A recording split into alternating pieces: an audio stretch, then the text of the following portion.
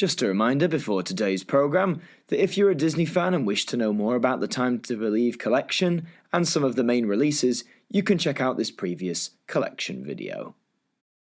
And now, here on AMTV, join us as we go back into the world of Disney for 3 more recent releases in the Time to Believe collection, featuring Pooh Bear, Mary Poppins, and a wild bunch of Pachyderms.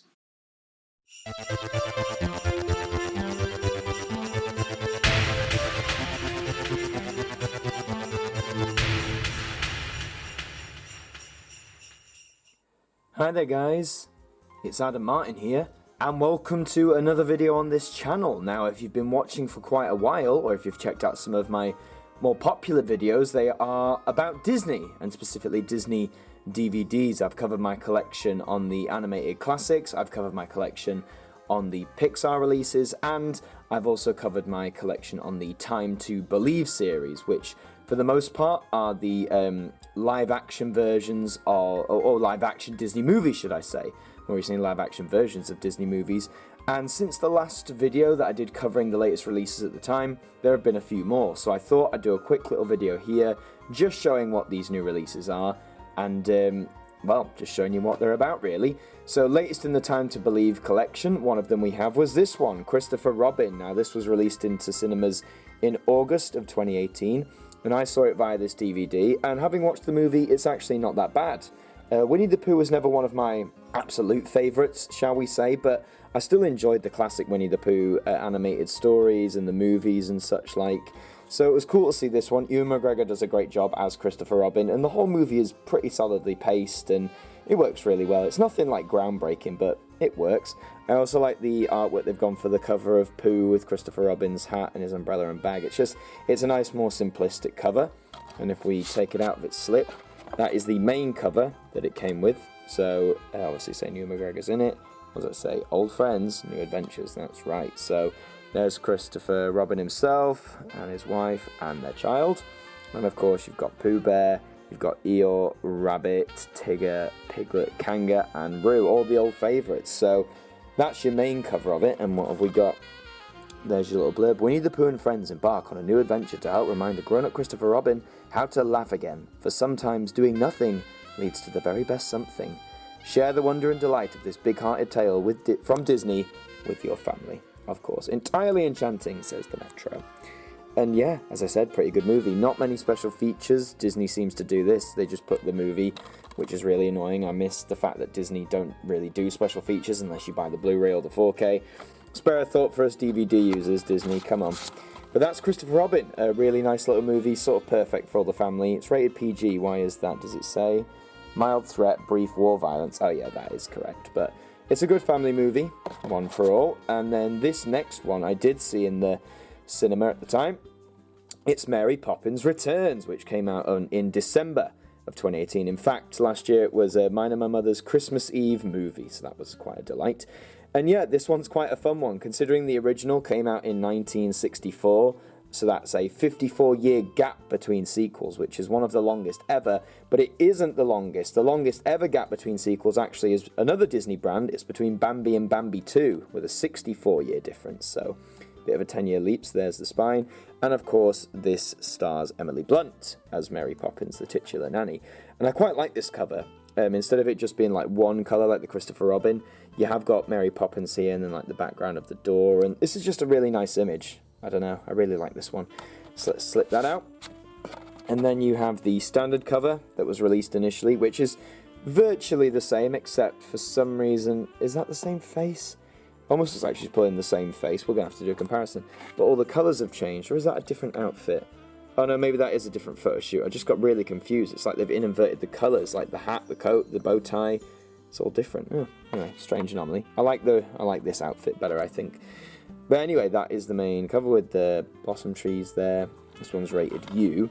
And what have we got here? It says, practically perfect in every way, says the Telegraph. 5 stars. So, the magic returns in Disney's all-new classic as Mary Poppins, as played by Emily Blunt, helps the Banks family remember the joy of what it was like to be a child. Together with her friend Jack the Lamplighter, Lin-Manuel Miranda, fun is brought back to the streets of London in celebration that everything is possible, even the impossible. Well, that's certainly right. This movie did have a lot of charm. I really loved the animated segments in this movie that sort of obviously carry on the spirit of the original, mixing animation with live action.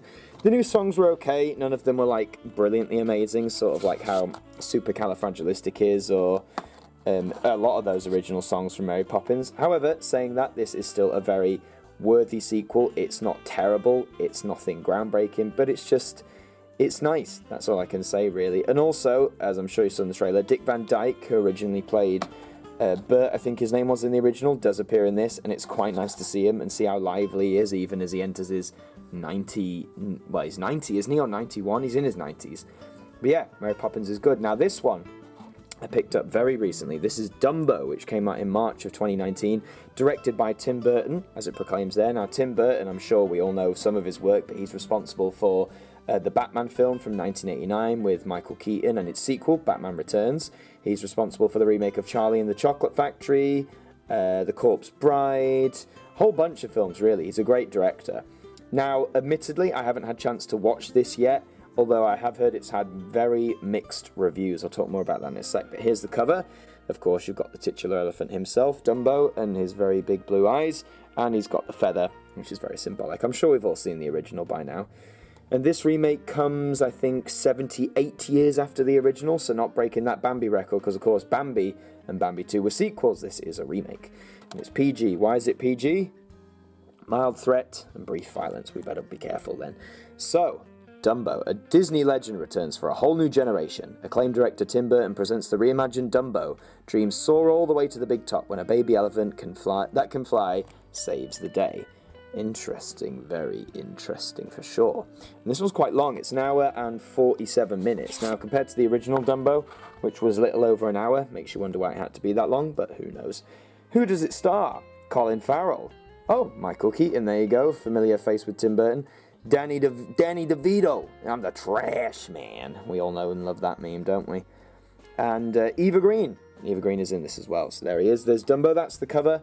I kind of like this cover better, but that one's okay too. So there's Chichko. Oh, there they are. There's all the stars. There's Danny. There's Danny the Ringmaster DeVito. And as I say, I've yet to watch this. I'll be interested to see it because some people love it. They say, yes, it's the perfect way to bring Dumbo into the 21st century, the modern generation. And some people have absolutely slated it, saying, no, this remake didn't need to exist. Tim Burton has ruined the Dumbo story. He's ruined the charm and the magic of it. When I see it, I'll let you know. But I am excited to own it because I didn't get a chance to see it in the cinema, sadly. I'm not sure why I missed it. But let me know what you think of Dumbo in the comments. Let me know what you think of all three of these films in the comments, actually. Now, being as it may, I know they seem to be continuing this trend of releasing these live-action films with these slipcovers in this Time to Believe series. The next one on the slate, if I've got it correct, is probably going to be The Lion King, the 2019 version of The Lion King. And I will go on record right now by saying I wholeheartedly dislike that film. The fact it is basically 95% an exact retelling of the original, almost shot for shot, I think is lazy beyond belief. The new bits added don't really do it for me. Some of the casting, I think, was a bit misplaced. Like, for example, Seth Rogen as Pumbaa. I'm sorry, Seth Rogen fans. I've never been a fan of Seth Rogen, and he doesn't even do well as Pumbaa, in my humble opinion. However, should they release it in this Time to Believe format, I still probably will pick it up. I mean, there are films in the Time to Believe format that I own that I don't necessarily like. John Carter being one of them, Pirates of the Caribbean 3 being another one. So you see what I'm getting at. If they release it and it's on that sale price as these were, then I'll definitely pick The Lion King up. But I think that's going to be the next one. But that is all for this installment of looking at the updated version of the Time to Believe collection with the new releases. Leave in the comments if you guys own any of these releases, if you've seen them in the cinemas or on DVD, Blu-ray, 4K, whatever. Let me know what you think of them. Let me know what you think of other Disney remakes or live-action films that they've done. Check out my other videos on the Time to Believe collection if you're interested in getting a start on it or you want to learn more. And until the next one, I will see you guys next time. Well, that does bring us to a close this evening on AMTV. We do hope you enjoyed the programme, and please do keep your eyes open for brand new content that will be coming to you soon. Until then, have a very good week, and we hope that you join us again soon. Good night.